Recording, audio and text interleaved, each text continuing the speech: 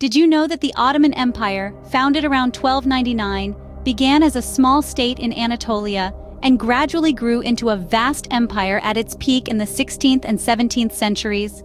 Our story begins with a man named Osman I. In the last years of the 13th century, he founded a small state in Anatolia, a region in modern-day Turkey.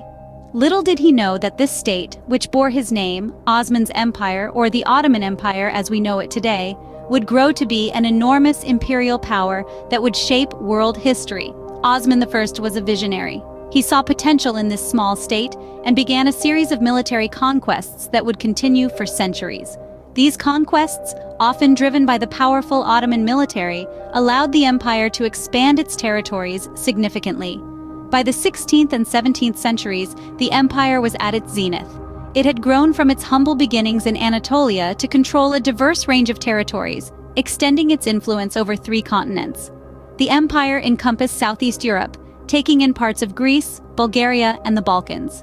It reached into Western Asia, including areas of modern-day Turkey, Israel, Saudi Arabia, and Iran. It also spread across North Africa, controlling lands from Egypt to Algeria. This was no small feat. The empire's expansion was a testament to its military prowess, strategic diplomacy, and administrative efficiency. Each conquest brought new cultures, languages, and religions under the empire's rule, further enriching its cultural mosaic. This diversity was one of the empire's strengths. The Ottomans were able to rule over a variety of ethnic and religious groups, maintaining relative peace and prosperity in the territories they controlled. They didn't just rule over these territories, they absorbed elements from each, creating a unique blend of cultures that is still evident in these regions today. So, from a small Anatolian state, the Ottoman Empire grew into a formidable imperial power that shaped world history. The empire's expansion was not just about territorial gains. It was about the fusion of cultures, the exchange of ideas, and the interplay of diverse societies under one rule. This is the legacy of the Ottoman Empire, a legacy that still echoes in the regions it once ruled. The Ottoman Empire's capital wasn't always in Constantinople. It all started in Bursa, a city in northwestern Turkey. This was where Osman I, the empire's founder, established his rule. Over the years, the empire grew, and with it, the need for a more strategic capital became apparent. In the mid-15th century, Sultan Mehmet the Conqueror set his sights on Constantinople, a city that straddled Europe and Asia and was a nexus of trade routes. It was a city with a rich history, having been the capital of the Eastern Roman Empire. But by 1453, the city was under Ottoman control.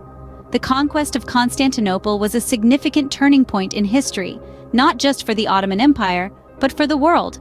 With this victory, Sultan Mehmet moved the empire's capital from Bursa to Constantinople, marking the beginning of a new era.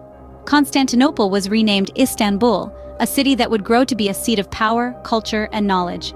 A city that would reflect the might and grandeur of the empire. From the ornate palaces and majestic mosques to bustling markets, Istanbul was the heart of the empire. It was here that sultans ruled, scholars debated, and merchants traded. It was a city where the East met the West, where cultures intertwined, and where history was written. Istanbul was more than just a capital.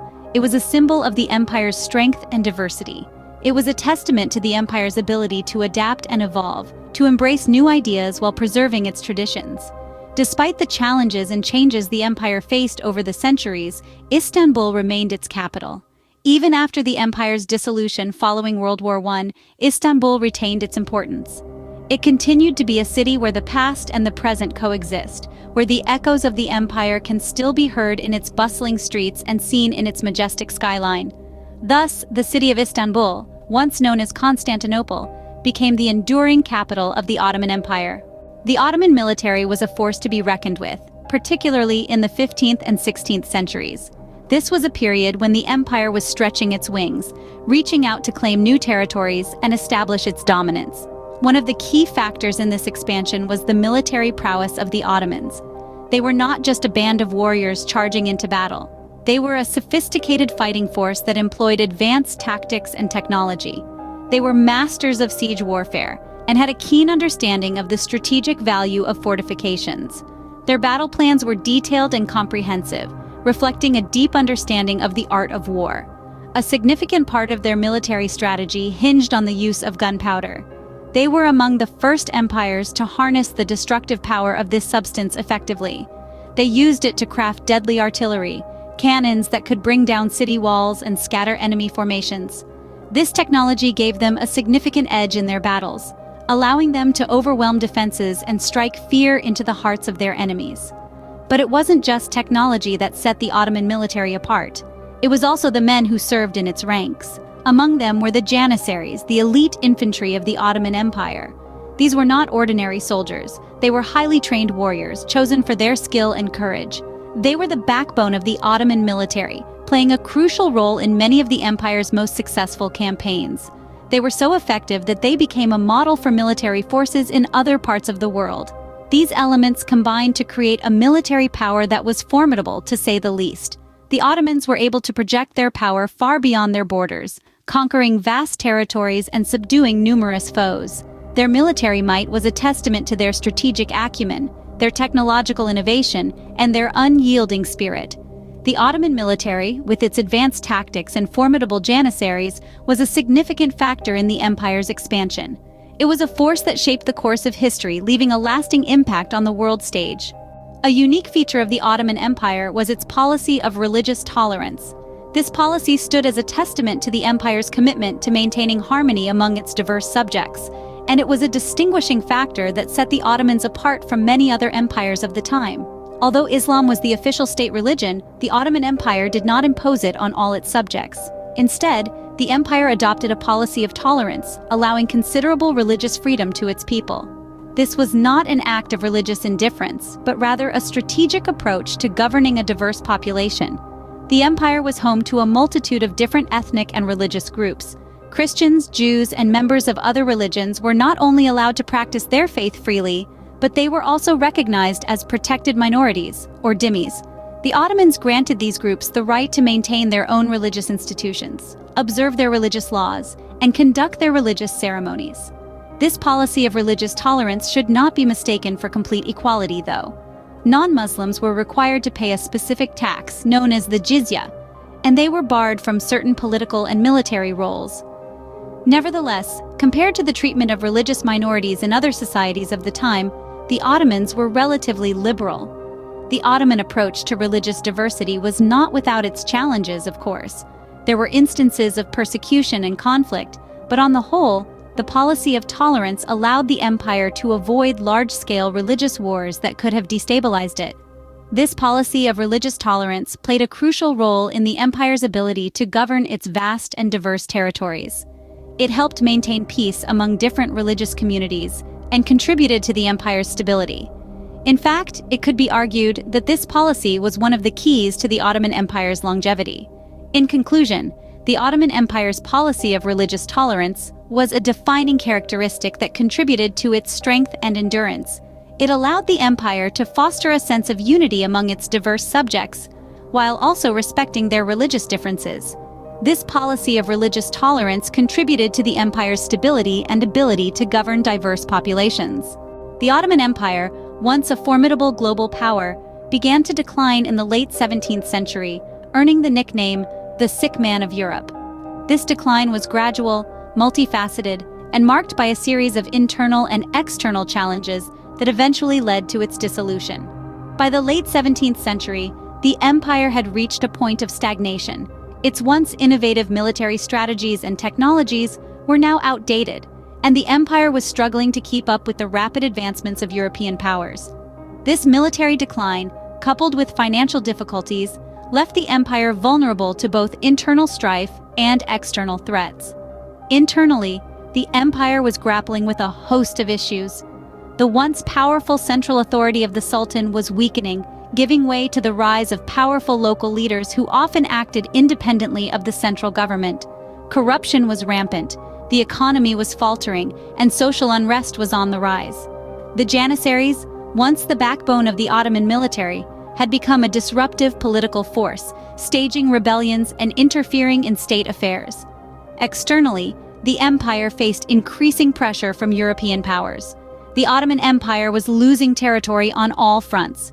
In the north, Russia was expanding into Ottoman territories. In the south, the empire was losing grip over its North African provinces. and in the east, the empire was struggling to maintain control over its territories in the face of rising nationalist movements. The final blow to the empire came in the form of World War I. The Ottoman Empire joined the Central Powers, but the war proved disastrous. The empire suffered heavy losses and was occupied by Allied forces. The post-war treaties further dismantled the empire, dividing its territories among the victors. The empire's demise, however, paved the way for the birth of a new nation, the Republic of Turkey. In 1923, under the leadership of Mustafa Kemal Atatürk, a war hero and a visionary, the Republic was established. Ataturk embarked on a series of reforms aimed at modernizing Turkey and transforming it into a secular, democratic nation-state. The Sultanate was abolished, and a new constitution was adopted, marking the end of the Ottoman era. The decline and dissolution of the Ottoman Empire were not just the end of an empire, but the end of a world order that had existed for over 6 centuries. The empire's fall had far-reaching consequences, not just for the region it once ruled, but for the entire world. It marked the end of the old order and the beginning of a new era, reshaping the geopolitical landscape of the world. And so, the sun set on the Ottoman Empire, marking the end of an era that had shaped world history for over 6 centuries. So, there you have it, the rise and fall of the Ottoman Empire, a state that left an indelible mark on world history. We've journeyed from the empire's humble beginnings in the late 13th century, under the leadership of Osman I, to its gradual expansion into a vast empire. The Ottoman Empire, starting as a small Anatolian state, transformed itself through military conquests into a colossal entity. By the 16th and 17th centuries, it had reached its zenith, governing a diverse range of territories, from Southeast Europe and Western Asia to North Africa. The capital city of this expansive empire evolved along with its growth.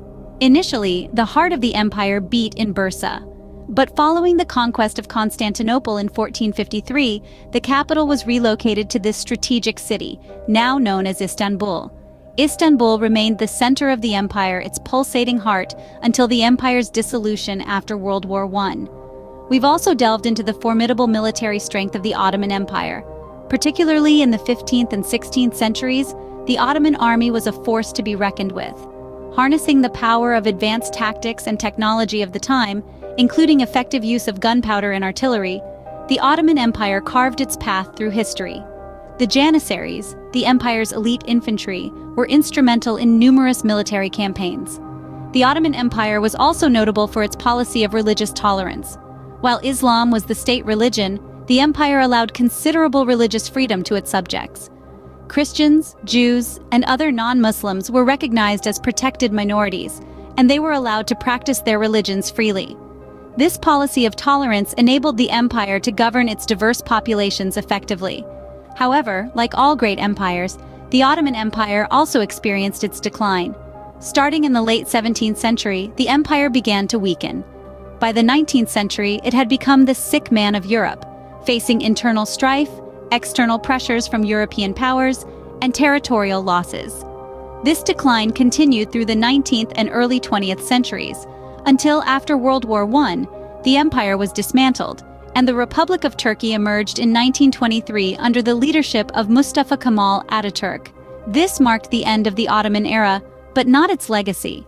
Understanding the Ottoman Empire helps us better understand the complexities of world history and the legacy of this fascinating empire. The Ottoman Empire's imprint on history is deep and enduring, its influence still resonating in many aspects of modern life, from architecture and culture to politics and religion. It's a testament to the power of human ambition, the complexities of societal growth, and the inevitable cycles of rise and fall. Thanks for joining us on this historical journey. We hope you found it as fascinating as we have, and that it sparked your curiosity to learn even more about this remarkable chapter in our global heritage.